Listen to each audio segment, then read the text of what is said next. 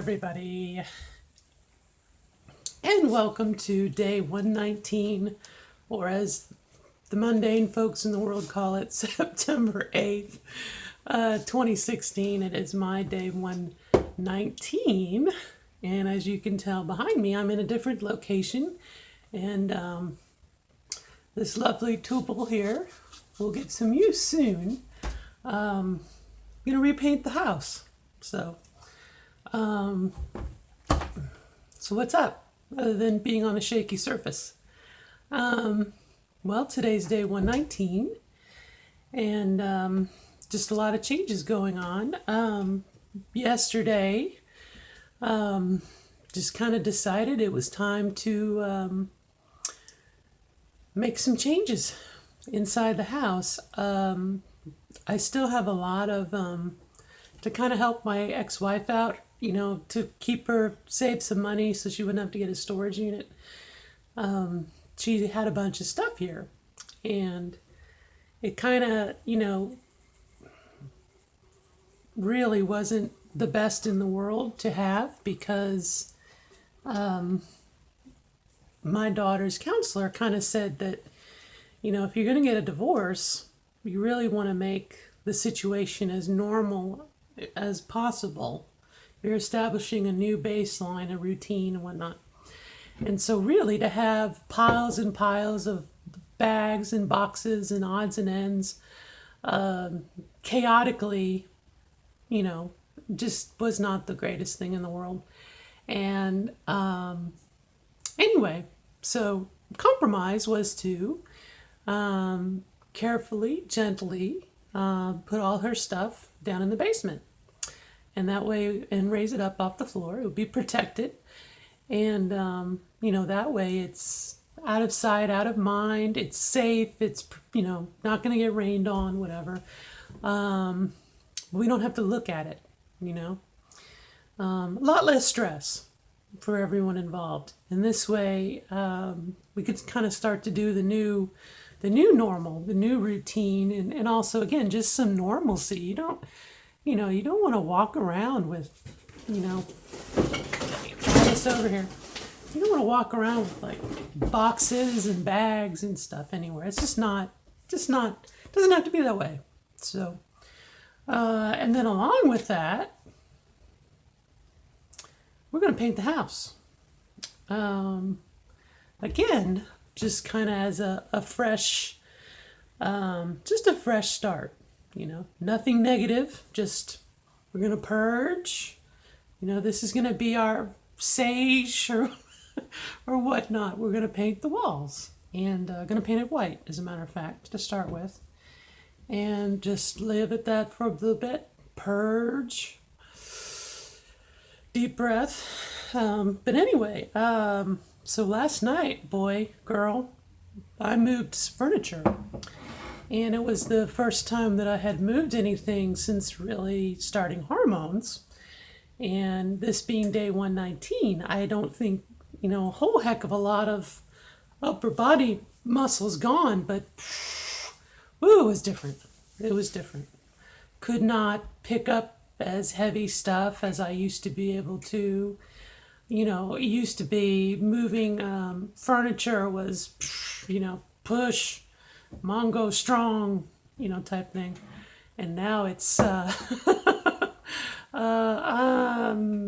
may not look like a 46-year-old woman, but boy, am I feeling that way. So anyway, all right, so that's different. The other thing that I wanted to talk about, I apologize, I feel like, Two-Face here. I've got light coming in and dark, but I think you can see. There you go. There's a good patch. I've not shaved in a week. My fifth laser session is next week. Just about a week from today, actually. And I kind of like to let my hair grow. Transitioning, you're like, I gotta shave. Oh, I gotta shave. Oh, can you see? Oh, shave. And I'm not out at work yet. So, with the exception of here at home, when I go into work, I'm presenting as a male, You know, it's not to say I put on a fake mustache, but you know, you shave and everything. And so being working from home, I've kind of let my hair grow out so that I can see the progress. And, you know, I have these like spotches. You know, it used to be when I started off doing the laser, like after the second session, you know, you would have like, you could see where they take the thing and they do it. And then you have this like circle of no hair. Well, here, like pre session 5, it's the reverse of that. The majority of my face has very little black hairs, but you have these little circles, these little patches of, you know, quasi old gray, dark hairs. Excuse me, you hear my voice crack? You know, the laser really is very effective against dark hairs. It's very good at cooking dark hairs. But I'm a little skeptical of all the translucent hairs that I have. And it's kind of odd. Again, you can't really see, but like in the mirror, I look and I have like this blonde beard. You know, I felt so bad. I took my daughter to school this morning, just 5 minutes ago, dressed this way. Okay, lady shirt, skirt, hairband. And I was like, boy, I've got like this beard, you know. I felt really bad, you know. But I've been kind of walking around singing a parody of, you know, not the Everly Brothers, Righteous Brothers. You know, you've lost that loving feeling, but, you know, saying, you know, I've got that shaggy feeling. But shortly, once I get things settled, I will shave and well, I might put on a little bit of makeup. What's the other thing? I had an idea that I don't know if I'm going to be able to have time to do it. At the last support group meeting, there was some discussion about suicide prevention. And, you know, obviously, you know that transgender folks, we're prone to depression. Imagine that. And the thought of suicide, whether we carry it out, hopefully we don't carry it out. Hopefully we realize that, you know, the only thing we're going to achieve in suicide, well, two things we're going to achieve in suicide. One of them being is that our pain will be over. No doubt about it. Our pain will be over. Okay? Anybody who tells you that suicide doesn't solve anything, suicide doesn't end your pain, that is bullshit. Okay? For the person that kills himself, their life is over. They're not going to feel any more pain. Okay? But they do leave a bunch of pain for those behind. Okay? But as far as the person that kills himself, they're dead. Okay? No more pain for them, no guilt, whatnot. It's over. But what it does mean is there's no chance of a change. There's no chance of redemption. There's no chance of you know, you can kill yourself because you feel like you don't have a good life. But if you, I think the only certain thing of that is that you're doing away with the possibility of having a good life. And so, you know, my opinion somewhat is that if you have that option, you know, even if there's a 20%, hey, hang on a second, we got a cat. This is Nene, the kitty. You know, if there's a chance, if there's a chance of making our goals, boy, I'm going to push for it. So that keeps me alive. I forgot where I was going with that. Suicide prevention. So what I want to do is, do you remember the little warm fuzzy story from school, from preschool or early school? You know, there were warm fuzzies and cold pricklies. And people would say, they would give someone a warm fuzzy, they would give them a compliment or talk about, oh, you look good today, whatever. And it was a warm fuzzy, it would pick you up. But then there were these cold pricklies, which is when we're negative to each other. We don't like cold pricklies.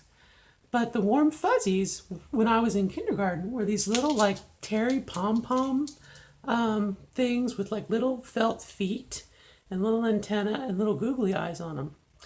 And what I want to do is I want to make those, and then on a ribbon underneath that, I want to put something to the effect of, you are not alone, and you are loved.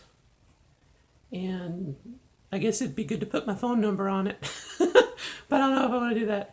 But it would be something to give to the ladies and gentlemen at our transgender support group. And maybe put a hot glue, a magnet on the butt of it so that you could put it on your fridge, and it would just be a reminder every time you go to the fridge or whatever that you're not alone and that you're loved, I think, again, transgender folks, and there was a video I made a long time ago where I talked about fear and guilt and shame. And I think the little warm fuzzy would be a good reminder that, again, we're not alone. There's many of us out there, and that we're loved. That's the other thing. Sometimes, I know in my 20s when I was transitioning the first time, that was kind of my thing is, no one will love me. I'm not going to fit in. I'm not going to pass. And of course, now that I'm in my 40s, I really don't care. So is that progress? Uh-oh. Cat up on the top there. So anyway, that's all I got. Today's going to be clean up and get ready for rollering. I don't tape, by the way, when I paint. I'm very, very good at painting and dripping and getting paint everywhere. Okay? I drip, and there was a time, Jackson Pollock, people would pay thousands, millions of dollars for a canvas that he just dripped paint on. So with me, you get that for free. So anyway, until next time, hopefully everything's good near you. A little bit of excitement for me. I got some shoes, which, I don't know if you can see the little, basically some blue and black shoes. I didn't have blue and black shoes. I had brown shoes, and I didn't have blue or black shoes. And as I'm moving towards transitioning at work, coming out and transitioning in the workplace, I found just me wearing blue jeans and brown shoes was like, I really don't care, but other people do. No, I found myself going, well, gee, if I'm going to do this, I'm going to do this right. And, stopped wearing black socks and blue shoes. But anyway, so till next time, good luck to you. And thank you for watching. And if you have any comments or suggestions, please do. I've said it before, these videos are not an attempt at ego aggrandizement. They're really for me to go back and see where I was and hopefully learn some things, but also to capture the minutiae, the small bits of this transition. When I started doing this, it was like, I would Google or do a transition on YouTube, and again, you get the 2-minute my transition video, set to some, I always say the Starship song, nothing's gonna stop us now, but and that's great, and I hope to make that, maybe at the end, but you miss all the stuff. How do you relate to your friends and your family? What do you come out with? How do you transition at work? All those kind of small detail things. So anyway, your mileage may vary. Till next time, bye. Good luck.